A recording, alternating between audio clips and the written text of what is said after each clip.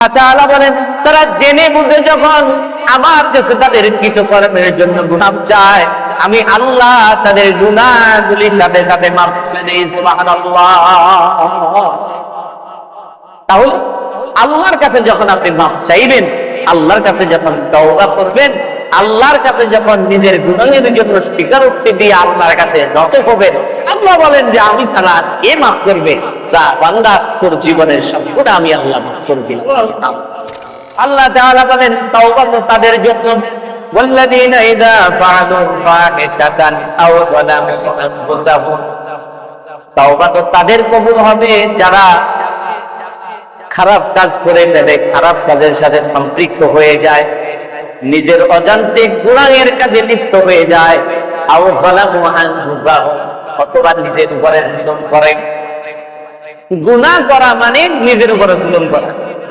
কথা খেয়াল করি, গুনাহ করা মানে মানুষ তো সাধারণত দুনিয়াতে একজন আরেকজনের উপরে জুলুম করে না? আর আপনি যখন গুনাহ করলেন, আপনি অন্য কারো উপরে না, গুনাহ করার মাধ্যমে আপনি নিজের উপরে জুলুম করলেন। কিভাবে? আল্লাহ তাআলা বান্দা বানিয়েছেন, বান্দার শেষ আবাসস্থল হিসেবে জান্নাত রেখেছেন। দেখেছেন কিনা ভাই? কথা বল, রাখতেন কিনা? আমাদের আদি পিতা আদম আলাইহিস সালাতু ওয়াস সালাম জান্নাতে ছিলেন, আর যেই আদমের সন্তান প্রকৃত সন্তান হবে সে জান্নাতে যাবে। কিন্তু আল্লাহ তাআলা আপনার জন্য জান্নাত রেডি করে রেখেছেন। আপনি যখন গুনাহ করলেন, আপনি যখন আপনার নাফরমানি করলেন, আপনি ইচ্ছাকৃতভাবে আপনি আপনার জান্নাতকে হারাবেন। আপনি যদি নিজের হাতে নিজের পরকালীন জীবনের আরামায়েশ নষ্ট করেন, তাহলে আপনি কি নিজের উপর জুলুম করছেন না অন্যের উপর জুলুম করছেন? নিজের উপর জুলুম করছেন।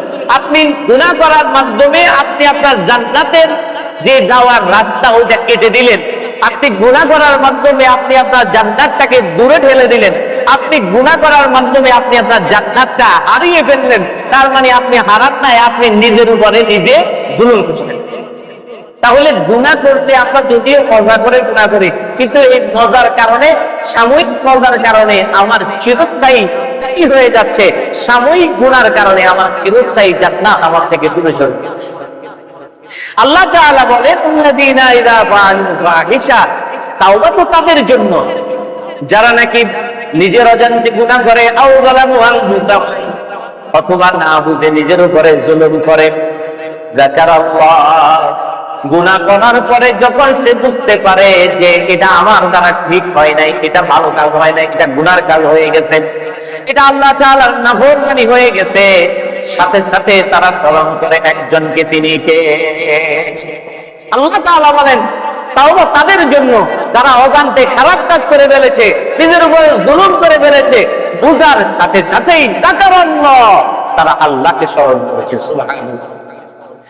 আর আল্লাহকে শুধু স্মরণ করে নাই, ফাস্তাগফারু লিযুনুবিহিম, আল্লাহকে স্মরণ করে নিজের গুনাহের জন্য আল্লাহর কাছে তারা ক্ষমা চেয়েছে। আল্লাহ তাআলা যখন বান্দা যখন আল্লাহকে স্মরণ করত, আল্লাহ জিকির করত, এরপরে বান্দা যখন আল্লাহর দরবারে গুনাহের জন্য ইস্তেগফার করত যে আল্লাহ আমি তোমার যে গুনাহ করে ফেলেছি, এবার আমার আল্লাহ কি বলেন শুনেন।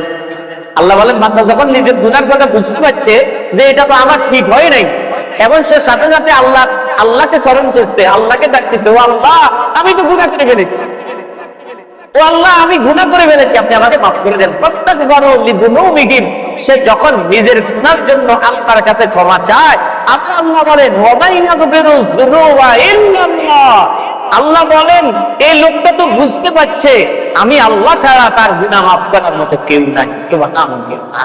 আল্লাহ বলেন, আল্লাহ কত দয়া নিয়ে বলতেছে ওয়া মান ইয়াগফিরু যুনুবা ইল্লাল্লাহ। আমরা মাঝে মাঝে বলি না, আচ্ছা আমরা যদি ইগোরে না চাই কে চাইব, তাই না? কথা বলেন, এই যে বায়ু দ্বিগুণে তিন, বৈন্য দ্বিগুণে তিন, আমরা যদি ইগোরে না চাই কে চাইব? এটা হচ্ছে পরম একটা দয়ার ভাষা, পরম একটা মমতার ভাষা, সবচাইতে বড় সাহায্যের ভাষা। আল্লাহ বলেন বান্দা যখন গুনাহের কথা বুঝতে পেরে আল্লাহকে স্মরণ করে আল্লাহর কাছে গুনার জন্য ক্ষমা চায়, আল্লাহ বলেন ওয়া মান ইয়াগফিরু যুনুবা ইল্লাল্লাহ, আমি আল্লাহ যদি আমার এই বান্দাগুলিকে মাফ না করি কে মাফ করবে? সুবহানাল্লাহ। সুবহানাল্লাহ বলবেন। আরে ভাই এটা তো কিপটামি করেন, এটা তো সুবহানাল্লাহ বলতে ওই জায়গায় নাকি একটু জোরে বলেন না সুবহানাল্লাহ। ও ভাই আমাদের আমার আল্লাহ তাআলা বলেন আমার এই বান্দাগুলির গুনাহ আমি ছাড় কে মাফ করবে। ওয়ালাম ইয়াসিরু ওয়ালাম ইউসিরু আলা মা ফাআলু ওয়া হুম ইয়ালামুন। আল্লাহ তাআলা বলেন তারা জেনে বুঝে যখন আমার কাছে তাদের কৃতকর্মের জন্য গুনাহ চায়, গুনাহের জন্য মাফ চায়, আমি আল্লাহ তাদের গুনাহগুলির সাথে সাথে মাফ করে দেই। সুবহানাল্লাহ। তাহলে আল্লাহর কাছে যখন আপনি মাফ চাইবেন, আল্লাহর কাছে যখন তওবা করবেন, আল্লাহর কাছে যখন নিজের গুনাহের জন্য স্বীকারোক্তি দিয়ে আল্লাহর কাছে নত হবেন, আল্লাহ বলেন যে আমি ছাড়া কে মাফ করবে? তা বান্দা তোর জীবনের সব গুনাহ আমি আল্লাহ মাফ করে দিলাম। তাওবা। তাহলে তাওবা আরবি শব্দ আল্লাহ তাআলা যে তাওবার কথা বলেছেন সেই তাওবা হচ্ছে আল ইনাবাতু ইলাল্লাহ ওয়াল আওবাতু ইলা তাআতিহি, অনুনয় এবং বিনয়ের সাথে। তাওবার মানে হচ্ছে নিজেকে একেবারে ছোট মনে করে, নিজেকে একেবারে অপরাধী মনে করে, নিজেকে দুনিয়ার সবচাইতে বড় গুনাহগার মনে করে আল্লাহর কাছে চাওয়া, আল্লাহর কাছে ক্ষমা চাওয়া, এটার নাম হচ্ছে তাওবা। এটার নাম কি? তাওবা। আল্লাহর দিকে ফিরে আসা যে আল্লাহ আমি তো গুনাহ করে ফেলেছি, আমি তো নিজের উপরে জুলুম করে ফেলেছি, আমি তোমার দেওয়া জান্নাতের পথটা হারিয়ে ফেলেছি, আল্লাহ তুমি আমাকে মাফ করে দাও।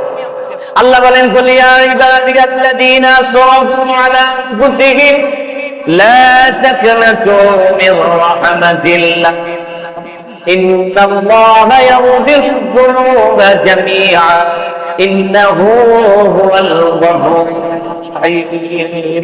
আল্লাহ তাআলা বলেন হে রাসূল আপনি বলে দেন, কুল দিয়া কোরআনে কারীমের 313টা আয়াত আছে। কয়টা?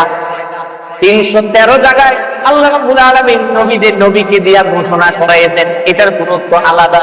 নবী আপনি আপনার উম্মতদেরকে, আমার বান্দাদেরকে জানাইয়া দেন, তাদেরকে বলেন ইয়া ইবাদিয়াল্লাযীনা আসরাফু আলা আনফুসিহিম, ও আমার বান্দারা, ও বান্দারা তোমরা যারা নিজের উপরে ইসরাফ করে ফেলেছো, অপচয় করে ফেলেছো, গুনাহ করে ফেলেছো, গুনাহ করতে করতে নিজের উপরে জুলুম করে জাহান্নামের দরজাদারি হয়ে গেছো, জান্নাতের পথটা হারিয়ে ফেলেছো, আল্লাহ রাব্বুল আলামিন বলেন ও বান্দা লা তাকনাতু মির রাহমাতিল্লাহ, বান্দা আমার রহমত থেকে নিরাশ হয়ে যাইও না। গুনাহ করছো ঠিক আছে, গুনাহ হইতে ঠিক আছে, তোমার গুনাহ যে হইছে এটাও আমি আল্লাহ জানি। আল্লাহ জানেন না? কথা বলেন, গুনাহ যে হইছে, এই লোকটা কতটুকু গুনাহ করছে এটা কি আল্লাহ জানেন না? আল্লাহ জানেন, আল্লাহ জানেন। আল্লাহ বলেন লা তাকনাতু মির রাহমাতিল্লাহ, বান্দা আমার রহমত থেকে নিরাশ হয়ে যায়। গুনাহ বেশি হয়ে গেছে, কি হইছে? গুনাহ বেশি হচ্ছে, কি হইছে? তোমার গুনাহর চাইতে আমি আল্লাহর রহমতের হাত আরো অনেক বড়। সুবহানাল্লাহ। হাদিসে কুদসিতে আল্লাহ তাআলা বলেন قال الله تبارك وتعالى يا ابن آدم إنك دعوتني ورجوتني غفرت لك على ما كان قبلك على ما كان فيك। আল্লাহ রাব্বুল আলামিন বলেন বান্দা যখন আল্লাহর কাছে গুনাহ করে ক্ষমা চায়, আল্লাহ তাআলা বান্দাকে ডাক দিয়া বলেন ইয়া ইবনে আদম, হাদিসে কুদসির কথা, ও আদমের সন্তানেরা, ইন্নাকা মা দাওয়াতানি ওয়া রাজাউতানি, তুমি যতক্ষণ পর্যন্ত আমাকে ডাকবে, এবং যতক্ষণ পর্যন্ত তোমার জেহানের মধ্যে, দিলের মধ্যে এই আশা থাকবে হয়তো আমার আল্লাহ আমাকে মাফ করে দিবে। দুইটা কথা, যতক্ষণ তুমি আমাকে ডাকবে, ইন্নাকা মা দাওয়াতানি, যতক্ষণ তুমি আমাকে ডাকবে, ওয়ারাজাউতানি, যতক্ষণ তুমি বান্দা আমি আল্লাহর কাছে গুনাহের মাফের আশা থাকবে তোমার, হয়তো আমার আল্লাহ আমাকে মাফ করে দিবে। আল্লাহ বলেন গফরতু লাক, তোমার গুনাহ যত বড়ই হোক, তোমার গুনাহ যত বেশি হোক, যতক্ষণ তুমি আমাকে ডাকবে, যতক্ষণ আমার কাছে রহমতের আশা করবে, ততক্ষণ আমি আল্লাহ তোমাকে মাফ করে দিব। সুবহানাল্লাহ। এটা মাফ করতে যাইয়া আমি কিছু মনে করি না। সুবহানাল্লাহ বলবেন না? আল্লাহ বলেন যে তোমার গুনাহ বেশি হয়ে গেছে, অসুবিধা নেই, আমি আল্লাহ কিছু মনে করিনি। অথবা এই ওয়ালা উবালি, এটার মানে হচ্ছে যে আমি আল্লাহ কাউকে পরোয়া করব না। আপনি যদি বাপে যদি বাদ করতে যাইয়া কোন উপকারে জমি 2 করা দেয় আর উপকারে 3 করা দেয়, তবে কা খাওয়াই জানি আপনার ইগারা করা বেশি সিঙ্গিলে খাওয়ায়নি, কথা বলেন খাওয়ায়নি, প্রতিবাদ করে কিনা করেনি, বেজাল হয়নি, হয়। আল্লাহ যদি কোন বান্দাকে মামদুর বান্দার অল্প গুনাহের কারণে জাহান্নাম দেন, আবার কোন বান্দার গুনাহ এর চাইতে অনেক বেশি আল্লাহ যদি তাকে মাফ করে দিয়া ভাই জান্নাতে দিয়ে দেন, কোন বান্দা কি এটা বলতে পারবে যে আল্লাহ আপনি এদের মাফ করলেন কিনলে? এটা কি বলতে পারবে? সৃষ্টি জগতে কারো সাহস আছে এটা বলতে পারবে? আল্লাহ বলেন বান্দা যতক্ষণ তুমি আমাকে ডাকবা, বান্দা যতক্ষণ তুমি আমার কাছে গুনাহ মাফের আশা করবা, তখন আমি তোমাকে ততক্ষণ পর্যন্ত মাফ করতে থাকবো। ওয়ালা উবালি, তোমার গুনাহ যত বেশি হোক আমি আল্লাহ কিছু মনে করব না, তোমার গুনাহ যত বেশি হোক তোমাকে মাফ করতে যাইয়া আমি আল্লাহ কারো পরোয়া করব না। সুবহানাল্লাহ।